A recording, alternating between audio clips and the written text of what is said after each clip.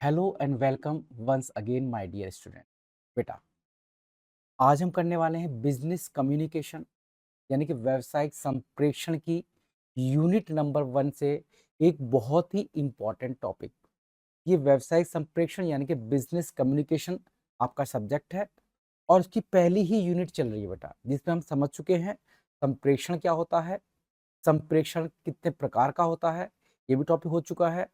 आज हम क्या करने वाले हैं, संप्रेषण में आने वाली बाधाएं यानी कि बैरियर्स इन कम्युनिकेशन। और मैं यहाँ पर लिख देता हूँ कि ये टॉपिक इम्पॉर्टेंट है, या मैं कह सकता हूँ ये टॉपिक वेरी इंपॉर्टेंट है। संप्रेषण में आने वाली बाधाएं क्या होती हैं और ये कितने प्रकार की होती हैं, यानी कि barriers to communication, types of barrier, या संप्रेषण में आने वाली विभिन्न बाधाओं के प्रकार बताएं। इंपॉर्टेंट है। बिना टाइम को वेस्ट किए स्टार्ट करते हैं अपने इस क्लास को। दूसरी बात, बच्चे कहते हैं सर हमें इसके नोट्स नहीं मिल पा रहे हैं। बेटा, एक ऐप है जिसके थ्रू आप नोट्स को फ्री ऑफ कॉस्ट ले सकते हैं। ऐप आप मुझे व्हाट्सएप पर मैसेज करना कि सर हमारे पास ऐप का लिंक सेंड कर दो। मैं आपके पास ऐप का लिंक सेंड कर दूंगा, आप ऐप डाउनलोड कर लेना। वहां पर आपको सारी वीडियो और सारे नोट्स मिल जाएंगे। उसके अलावा इस मैं कोशिश करूंगा बेटा कि इस चैप्टर के जो नोट्स हैं वो वीडियो के डिस्क्रिप्शन में भी नीचे डाल दिए जाए। जैसे डिस्क्रिप्शन पर क्लिक करोगे ना बेटा, तो आपको सारे नोट्स भी पढ़ने के लिए मिल जाएंगे।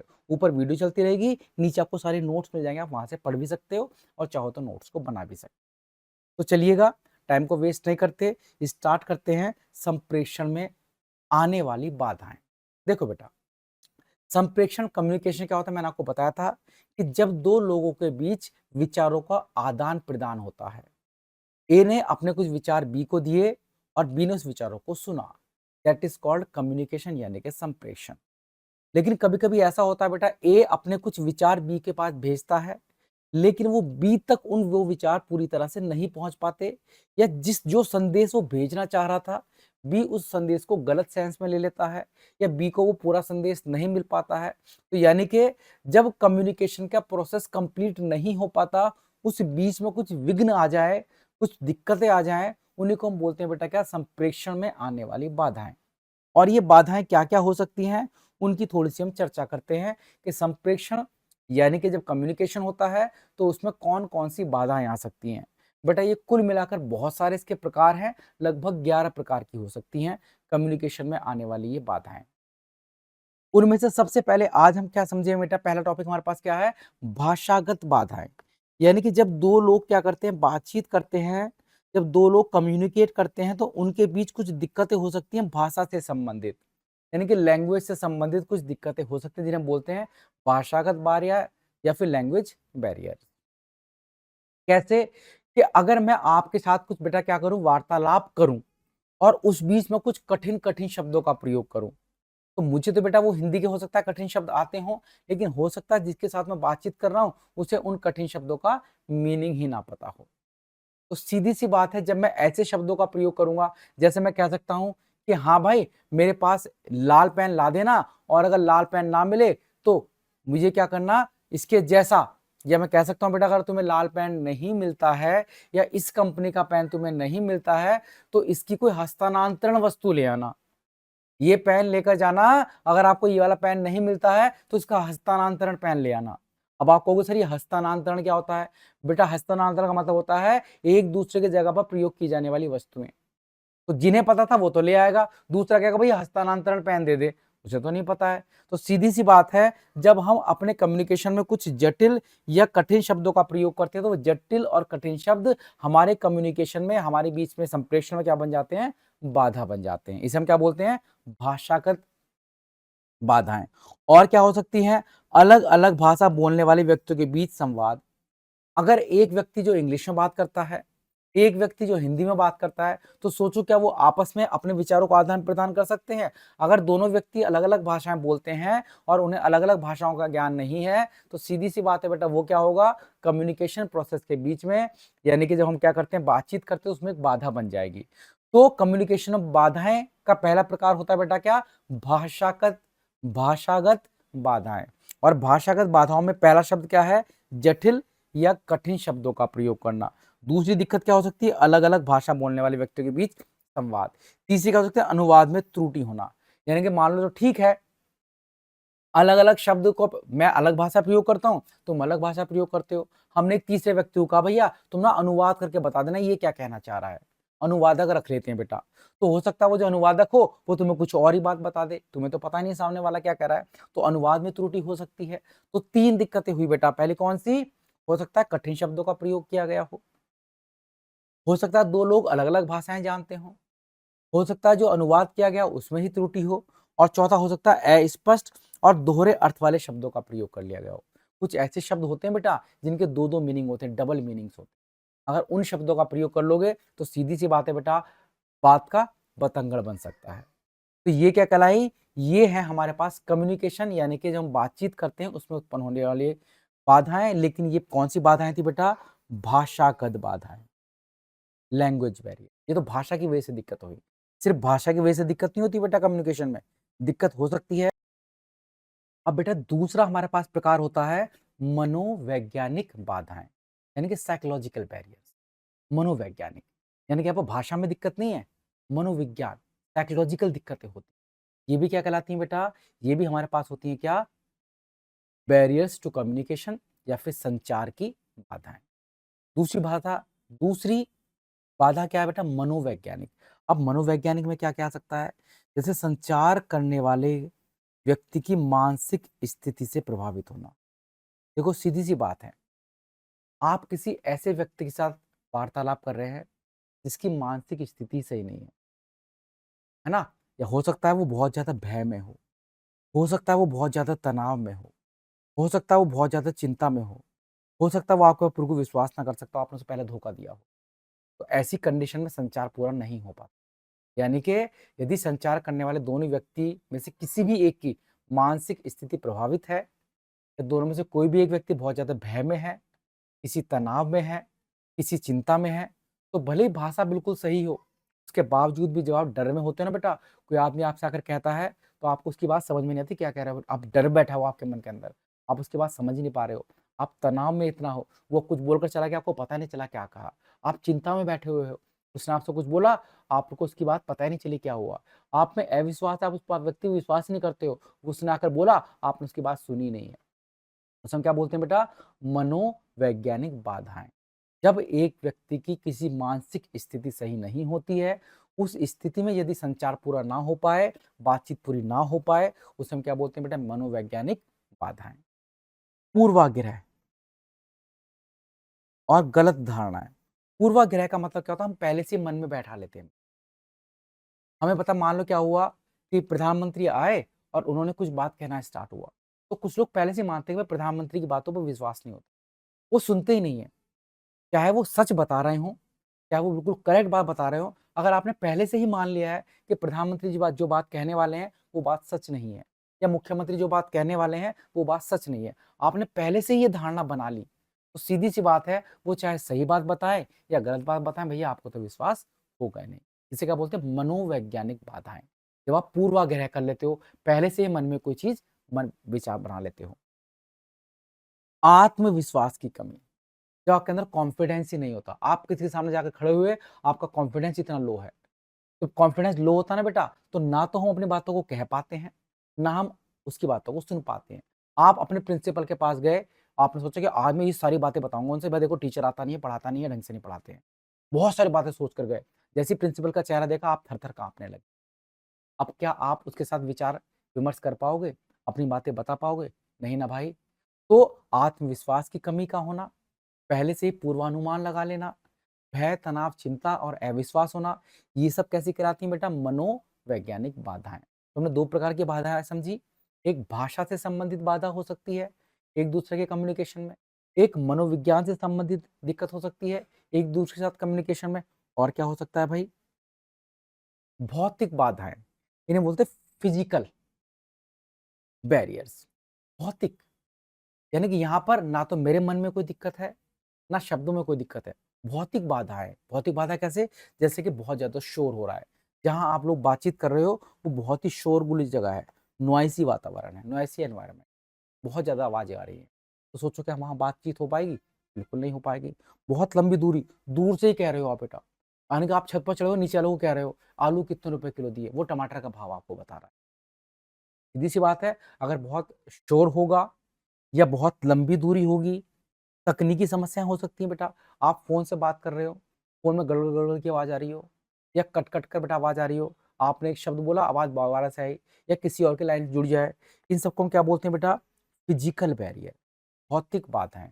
तो जब हमें कम्युनिकेट करना होता है, एक दूसरे से बातचीत करनी होती है, उनमें कितने प्रकार की बाधाएं हो सकती हैं, आप समझ गए। उसमें हो सकता है भाषा संबंधी बाधाएं हो सकता है मनोवैज्ञानिक संबंधी बाधाएं हो सकता है भौतिक बाधाएं हो। देखो बेटा, आपको लिखने के लिए बहुत मैटर मिल जाएगा इसके अंदर। अगर आप ध्यान से सुन लेते हो तो आपको बहुत सारा मैटर मिल सकता है लिखने के लिए। संगठनात्मक बाधाएं, ऑर्गेनाइजेशनल बैरियर्स, यानी कि जब दो संगठन के अंदर कुछ व्यक्ति आपस में बातचीत करते हैं तो वहां पर भी कुछ बाधाएं उत्पन्न होती हैं। जैसे संगठन की बहुत कठोर नीति और नियम है, बहुत ज्यादा कठोर नीति है कि आप किसी को बात बताओगे नहीं, या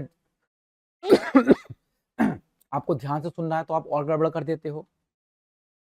आदेश श्रृंखला बहुत लंबी है, कहने का मतलब सीधे आपको बात नहीं पता चलेगी, पहला व्यक्ति दूसरे को बताएगा, दूसरा तीसरे को, तीसरा चौथे को, चौथा पांचवे को। इस बीच पता नहीं बेटा कितनी बार बातें बदल गई चुकी होंगी। पदानुक्रम, की बहुत जटिलता है बेटा, वही जो आपको पद है वो बहुत टिपिकल है। औपचारिकता अधिक होना, लचीलापन न होना, पूरी तरह से औपचारिक मतलब बिल्कुल संदेश आ जाएगा नियमानुसार। अनौपचारिक नॉर्मल बातचीत नहीं, औपचारिक मतलब होता है सारी बातें पूरे नियम के अनुसार करना। ऐसे में क्या होता है बेटा, बातों का समझना थोड़ा सा मुश्किल हो जाता है, जहां पर बहुत ज्यादा औपचारिकताएं होती है, बहुत ज्यादा फॉर्मल वेज में आप बातचीत करते हैं। ये संगठन के अंदर जो बाधाएं आती हैं वो वाली बातचीत है। सांस्कृतिक बाधाएं भी हो सकती हैं। सांस्कृतिक बाधाएं कैसे? जब आप कम्युनिकेट कर रहे हो, बातचीत कर रहे हो, तो दो अलग अलग संस्कृति के लोग अगर बातचीत करेंगे तो उनमें कुछ दिक्कतें हो सकती हैं। जैसे अलग अलग देशों या क्षेत्रों की संस्कृति बिल्कुल अलग अलग होती है ना। मैंने कहा बेटा जैसे बात करें कि अगर हम सफेद कपड़े पहन के, बेटा हिंदू कहीं सफेद कपड़े पहन कर जा रहे हैं, इसका मतलब वहां पर हम किसी दिक्कत में जा रहे हैं। हम कम्युनिकेट कर रहे हैं एक दूसरे से, हमारे वस्त्र दूसरों को बता रहे हैं कि हम कहाँ, किसी ने हमें देखा, देख कर ही पहचान गया कि ना किसी दुख की जगह पर जा रहे हैं। सफेद साड़ी पहन रखी, अंग्रेज के सफेद साड़ी पहनकर जा रहे हैं, का अर्थ क्या हुआ कि भाई वो शादी में सम्मिलित होने के लिए जा रहे हैं या शादी में जा रहे हैं। तो अलग अलग संस्कृति हो गई, अलग अलग शब्दों का मीनिंग निकल कर आया, अलग अलग चीजें निकल कर आई। उसमें क्या बोला बेटा, सांस्कृतिक बाधाएं। भाषा शैली अलग अलग हो सकती है अलग अलग संस्कृति के अंदर, व्यवहार अलग अलग हो सकता है, परंपराएं अलग अलग हो सकती है, मूल्य विश्वास वैल्यूज अलग अलग हो सकती हैं, समय कार्य पद्धति आचार विचार। तो वो सीधी सी बात है, अगर दो अलग अलग धर्म के लोग हैं ना भैया, तो उनकी बातचीत में हमेशा कुछ ना कुछ दिक्कत जरूर आएंगी। मैं कुछ और शब्द कहना चाहूंगा, तुम कुछ और कहोगे। हमारे यहाँ पर नियम अलग चलते हैं, तुम्हारे यहाँ पर नियम अलग चलते हैं। हमारे यहाँ शादी अलग तरह से होती है रात में, तुम्हारे यहाँ अलग तरह से होती है। किसी के यहाँ निकाह पढ़ाया जाता है, किसी के यहाँ फेरे पढ़ाए जाते हैं। उस समय आज शादी है, हमारे यहाँ पर आ जाना। अब उसे ये नहीं पता कि वो फेरों में जाना है कि निकाह में जाना है। वहाँ पर निकाह होगा तो दिन में हो सकता है, शादी होगी तो रात में हो सकती है। तो बड़ी दिक्कत है बेटा, जब संस्कृति अलग अलग होती हैं तो वहाँ पर बातचीत करने में बेटा थोड़ी सी क्या होती है, दिक्कतें उत्पन्न हो सकती है, क्योंकि अलग अलग संस्कृति में अलग अलग तरह की चीजें चलती हैं। व्यक्तिगत बाधाएं, व्यक्तिगत बाधा का मतलब यहाँ पर दिक्कत ना संस्कृति से है, ना दिक्कत यहाँ भाषा से है, ना दिक्कत मनोवैज्ञानिक है, ये पर्सनल बैरियर्स हैं। मतलब हर एक व्यक्ति का पर्सनल, जैसे कि संचार की शिक्षा और अनुभव की कमी, ध्यान ना देना, अत्यधिक व्यस्त होना, व्यक्तित्व में झिझक या घमंड होना। बेटा जो घमंडी व्यक्ति होता है ना, तो उसके पास जाकर कुछ बात कहना, वो आपकी बात ही नहीं सुनेगा। ये व्यक्तिगत है, उसमें इतना घमंड है, वो आपकी बात ही नहीं सुनना चाह रहा है। अत्यधिक व्यस्त है, मैं बेटा पूरी तरह से व्यस्त हूँ, तुमने मुझसे अगर कहा कि सर जी पानी पीने चला जाऊँ क्या, मैंने कहते चला जा, बात ही नहीं सुनी और मैंने चला जा भी कह दिया। ये कम्युनिकेट सही से नहीं हो पाया, मैंने आपकी बिना बात सुने आपको उत्तर दे दिया बेटा। क्यों? क्योंकि मैं अत्यधिक व्यस्त था। ध्यान ना देना उसी का एक एग्जाम्पल है। या संचार की शिक्षा और अनुभव की कमी होना, बहुत ज्यादा अनुभव की कमी है मेरे अंदर। तो ये सब व्यक्तिगत बाधाएं हैं, पर्सनल बैरियर्स के अंदर आते हैं बेटा। आर्थिक बाधाएं भी हो सकती हैं। आर्थिक का मतलब जब पैसे से बातचीत आ जाती है। आर्थिक बाधाएं कैसे? जैसे मेरे पास फोन ही नहीं है बेटा, है ना। अब कैसे, जैसे सपोज को स्कूल वाले ने कहा कि अगर कल की छुट्टी होगी तो हम आपको व्हाट्सएप पर मैसेज कर देंगे। तो उसमें मेरे पास पैसे नहीं थे, मेरे पास जब पैसे नहीं, मेरे पास फोन नहीं है, फोन नहीं है तो मेरे पास क्या स्कूल का मैसेज आ पाएगा? बिल्कुल नहीं आ पाएगा। संसाधनों की कमी के कारण भी बातचीत नहीं हो पाती बेटा। संचार माध्यम बड़े महंगे होते हैं, हो सकता है मेरे पास मोबाइल तो था, मैं रिचार्ज नहीं करा पाया। तकनीकी संसाधनों की अनुपलब्धता, सबके पास वो टेक्निकल संसाधन नहीं है। प्रशिक्षण पर खर्च ना करना, ट्रेनिंग पर खर्च नहीं किया, मुझे तो व्हाट्सएप चलाना ही नहीं आता, मुझे तो ईमेल चलानी ही नहीं आती, मुझे तो इंटरनेट चलाना ही नहीं आता, तो मैं कैसे कम्युनिकेट कर पाऊंगा। ये आर्थिक बाधाएं कहलाती हैं बेटा। तकनीकी बाधाएं बेटा फिर से वही कि जो उपकरण है वो खराब हो सकता है, आपके पास तकनीक ना हो, कर्मचारी को पूरी तकनीक का ज्ञान ना हो। तकनीकी बाधाएं और लगभग आर्थिक बाधाएं एक जैसी सी होती हैं, दोनों में सेम बातें लिख कर आ सकते हो। जानकारी या अधिभार, इंफॉर्मेशन ओवरलोड, अगर किसी व्यक्ति के पास बहुत अधिक जानकारी होती है, बहुत अधिक जानकारी का पर लोड आ जाता है बेटा, तब भी संचार नहीं हो पाता। एक साथ बहुत अधिक जानकारी देना, एक साथ बेटा मैं आपको 50 लाइनों बोल कर चला जाऊं, ये कर लेना, ये कर लेना, ये कर लेना, या मैं आपसे कहूं कि आपको सड़क पार करनी है, ऐसे बाएं मुड़ना है, फिर दाएं मुड़ना है, फिर बाएं मुड़ना है, फिर दाएं मुड़ना है, फिर बाएं बाएं बाएं बाएं, फिर दाएं दाएं दाएं दाएं। सोचो, एक साथ बहुत सारी जानकारी दे पाए तो क्या आप समझ पाओगे? नहीं। फिर सांसिंग जानकारी भेजना, मतलब अप्रासंगिक, मतलब होता है इररिलेवेंट, जिसका कोई मतलब ही नहीं है, व्हाट्सएप पर मैसेज भेज दिया, बिना मतलब के मैसेज भेज दिया, तो वो भी एक बाधा होती है। लंबे लंबे ईमेल, लंबे लंबे रिपोर्ट और दस्तावेज भेज दिए जाएं, तो वो भी एक बाधा होती है। संदेश या मुख्य बात छिप जाए, उसमें बेटा क्या होता है, जो मुख्य बात होती है वो छिप जाती है। अर्थगत बाधाएं, अर्थगत मतलब होता है कि आप अर्थ निकालने में दिक्कत कर रहे हो, तो बोलते हैं अर्थगत बाधाएं, जब आप अर्थ सही नहीं निकाल पा रहे हो, ऐसी भी दिक्कतें होती हैं। शब्दों के अलग अलग दो व्यक्ति थे, मैंने कुछ और बोला था, तुमने कुछ और बोल समझ लिया। तकनीकी शब्दावली बेटा, कुछ टेक्निक वाले शब्दों का आप यूज कर रहे हो, संक्षिप्त शब्द, आपने कोई इमोजी भेज दिया, उसका मीनिंग मैंने कुछ और सोचा था, दूसरे ने कुछ और मीनिंग लगा लिया। अस्पष्ट वाक्य, आपने कोई वाक्य लिखा लेकिन वो पूरी तरह से स्पष्ट नहीं था। भावात्मक भाव भी बाधाएं होती हैं। देखो कितनी प्रकार की बाधाएं आप पेपर में लिख कर आ सकते हो, इसके सारे नोट्स आपको नीचे मिल जाएंगे पीडीएफ के अंदर, है ना। भावात्मक बाधाएं भी लगभग लगभग बेटा वो क्या थी, वही जो मानसिक थी बेटा, साइकोलॉजिकल थी, वही है। गुस्सा, ईर्ष्या, घृणा, अत्यधिक संवेदनशील होना, व्यक्तिगत विवाद होना, भावनाओं पर नियंत्रण ना करना बेटा भावनात्मक बाधाएं हो गई। सामाजिक बाधाएं, सामाजिक बेटा एक तरह से किसके अंदर आ गया, आपके पास फिर से वही जो अलग अलग समाज के लोग होते हैं, है ना, समाज में अलग अलग नियम होते हैं, अलग अलग परंपराएं होती है, तो कितनी तरह से आप इनसे डिवाइड कर सकते हैं बेटा। मैंने एक तरह से 12 प्रकार की बाधाएं देखो आपको ये करा दी हैं। अब आप पर निर्भर करता है आप इनमें कितनी तरह की बाधाएं आप याद रख पाते, जितनी बाधाएं आप याद रख पाओगे उतना बेटा आपके लिए क्या होगा, बेटर होगा। लेकिन मैं रिपीट कर देता हूँ, ये प्रश्न आपके एग्जाम के पर्पज से बहुत इंपॉर्टेंट है, बहुत ही इंपॉर्टेंट प्रश्न है एग्जाम के